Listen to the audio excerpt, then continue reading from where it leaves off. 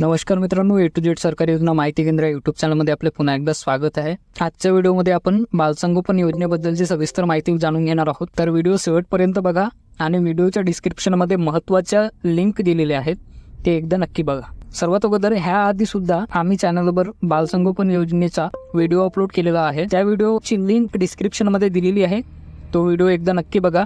आजच्या व्हिडिओमध्ये आपण योजनेबद्दलची पात्रता, लागणारे डॉक्युमेंट्स आणि महत्त्वाचा मुद्दा म्हणजे फॉर्म कुठे आणि कशा पद्धतीने भरायचा आहे हे सविस्तर माहिती आपण आजच्या व्हिडिओमध्ये जाणून घेणार आहोत। तर शेवटचा मुद्दा हा खूप महत्त्वाचा आहे। याच्यावरच आम्हाला मागच्या व्हिडिओमध्ये भरपूर कमेंट्स आलेले आहेत की फॉर्म कुठे आणि कशा पद्धतीने भरायचा आहे याबद्दल सविस्तर माहिती द्या म्हणून। तर एकदा आपण पात्रता बघूया, त्यानंतर डॉक्युमेंट्स कुठले लागणार आहेत ते सुद्धा बघूया आणि अर्ज कुठे आणि कसा करायचा आहे महत्त्वाचा मुद्दा म्हणजे हा आपण आजच्या व्हिडिओमध्ये बघणार आहोत। सर्वात अगोदर पात्रता बघूया। ह्या योजनेमध्ये ज्या मुलांना आई किंवा वडील नसतील व ज्या मुलांना आई व वडील दोन्ही नसतील अशा 1 ते 18 वर्ष वयोगटातील मुलांना ह्या योजनेचा लाभ घेता येईल। आणि महत्त्वाचं म्हणजे ह्या योजनेमध्ये एक महत्त्वाची अशी बाब आहे, एकाच कुटुंबातील 2 किंवा त्यापेक्षा जास्त मुले सुद्धा ह्या योजनेचा लाभ घेऊ शकतात। योजनेअंतर्गत एका मुलाला 1100 रुपये प्रति महिन्याला लाभ मिळतो, म्हणजे 1 वर्षाला 13,200 रुपये मुलाचे वय 18 वर्ष होईपर्यंत ह्या योजनेचा लाभ मिळतो। आणि त्यानंतर आपण आवश्यक कागदपत्रे काय लागणार आहेत ते बघूया। योजनेसाठी करावयाचा अर्ज जो डिस्क्रिप्शन मध्ये दिलेला आहे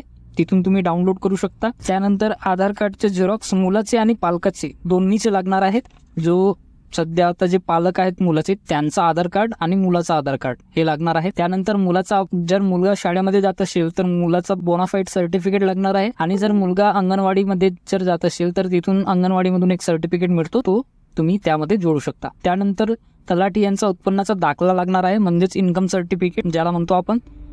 आणि त्यानंतर पालकाचा मृत्यू नोंदणी प्रमाणपत्र म्हणजेच मृत्यू दाखला किंवा मृत्यूचा अहवाल। त्यानंतर पालकाचा रहिवासी दाखला, सध्यामध्ये जे हयात आहेत जे पालक त्यांचा रहिवासी दाखला, मुलाचे बँक पासबुकचे झेरॉक्स किंवा पालकासोबतचे जॉईंट अकाउंट। जर मुलगा लहान असेल तर जॉईंट अकाउंट खोलतो, त्यासाठी मुलाचं सेपरेट अकाउंट असेल तर मुलाचं सेपरेट अकाउंट किंवा मग पालकासोबतचे जॉईंट अकाउंट। त्यानंतर रेशन कार्डचे झेरॉक्स लागणार आहेत, मुलाचा आणि पालकांचा सुद्धा। त्यानंतर मुलाचा पालकासोबतचा घराबाहेरील म्हणजे घराच्या बाहेरील एक 4x6 एक फोटो लागणार आहे आणि त्यासोबतच पालकाचे 5 फोटो लागणार आहेत 4। आणि ही सगळी कागदपत्रे तुम्हाला ह्या योजनेमध्ये अर्ज करण्यासाठी लागणार आहे। त्यानंतर तिसरा आणि महत्त्वाचा मुद्दा म्हणजे अर्ज कशा पद्धतीने आणि कुठे करायचा आहे। तर सगळ्यात अगोदर डिस्क्रिप्शन मध्ये दिलेला अर्ज डाउनलोड करा, त्यानंतर त्याला पूर्णपणे व्यवस्थित भरा।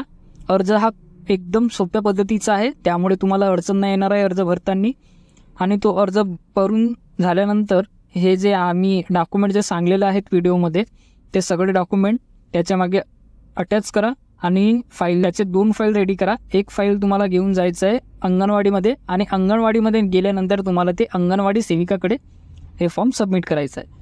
अंगणवाडीमध्ये सबमिट करताना तुम्हाला एक गोष्ट लक्षात घ्यायची आहे की तुम्हाला जे डॉक्युमेंट तुम्ही दिलेले आहेत त्याची एंट्री करायची आहे त्यांचं रजिस्टरवर आणि एक फाईल स्वतःकडे ठेवायची आहे, कारण ते तुम्हाला समोर व्हेरिफिकेशनसाठी खूप महत्त्वाची आहे।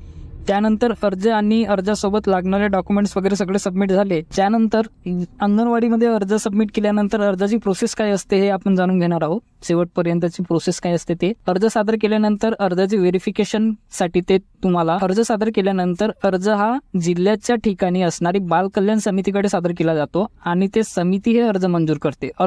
समिती अर्ज मंजूर करण्यापूर्वी तुमच्याकडे काही अधिकारी येतील व्हिजिट करण्यासाठी, त्यामध्ये तुमचा पूर्ण व्हेरिफिकेशन केला जातो। मेडिकल, पालकाचे मेडिकल, व्हिजिटिंग वगैरे ते सगळे त्याच्यामध्ये सिग्नेचर वगैरे जे लागतात फॉर्म मध्ये तुम्हाला बघितल्यानंतर समजेल ते सगळे सिग्नेचर तिथेच केले जातात। अर्ज सादर केल्यापासून 1 ते 2 महिन्याच्या आतमध्ये सगळी प्रोसेस आहे ते क्लिअर केली जाते आणि 1 ते 2 महिन्याच्या आतमध्ये तुम्हाला ह्या योजनेचा लाभ मिळायला सुरुवात होते।